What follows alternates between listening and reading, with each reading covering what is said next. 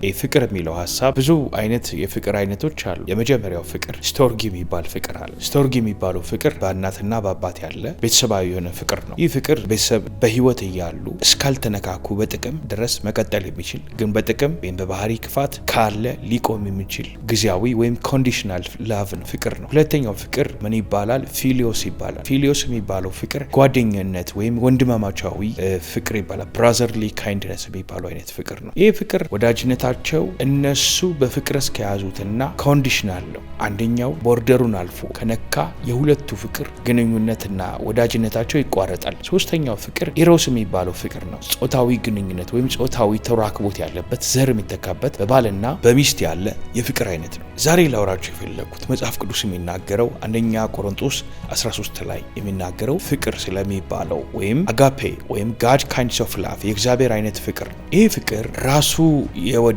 ያለ ምክንያት ያለ ምንም ገደብ የሚወደን እስከ መጨረሻው ደግሞ የወደደን ፍቅር ኢየሱስ ክርስቶስ ወደዚህ ምድር ላይ የመጣው በዚህ ፍቅር ወዶን ነው። እዛ ነው ዮሐንስ 3:16 በልጁ የሚያምን የዘላለም ሕይወት እንዲኖረው እንዳይጠፋ አንድያ ልጁን እስኪሰጥ ድረስ እግዚአብሔር እንዲሁ ዓለምን ወደደ ይላል። ጌታ ኢየሱስ በመስቀል ላይ የተሰቀለበት ዋናው ሚስጥር ፍቅር ነው። ለምን? እግዚአብሔር ፍቅር ስለሆነ። ፍቅር ደግሞ ታጋሽ፣ አይቀና፣ በደልን አይቆጥር፣ የማይገባውን አያደርግም፣ ተስፋ አይቆርጥም፣ ራሱን ስለሌሎች መስዋዕት አድርጎ ያቀርባል። ጌታ ኢየሱስ በቀራንዮ መስቀል ላይ ያደረገው ይሄ ነው። ከአብ ዘንድ መስተካከል ሲገባው ራሱን የባሪያ መልክ አድርጎ ባዶ አድርጎ ሰውን ሊያድን የመጣበት ጉዳይ ፍቅር ነው። አንድ ነገር ልንገራችሁ፣ ሰው አይወደኝም፣ ሰው ከኔ ይሸሻል፣ እኔ ሰው የለኝም የምትሉ ሰዎች ሰው ባይወዳችሁ የሰማይ አምላክ እግዚአብሔር ልጁ ኢየሱስ ክርስቶስን ልኮላችሁ ይወዳችኋል። ወደዚህ የፍቅር ህብረት ውስጥ ለመቀላቀል የምትፈልጉ ሰዎች አንድ ግብዣ ሰጣችኋል። ክርስቶስ ኢየሱስ የህይወታችሁ ጌታ እንደሆነ በልባችሁ አምናችሁ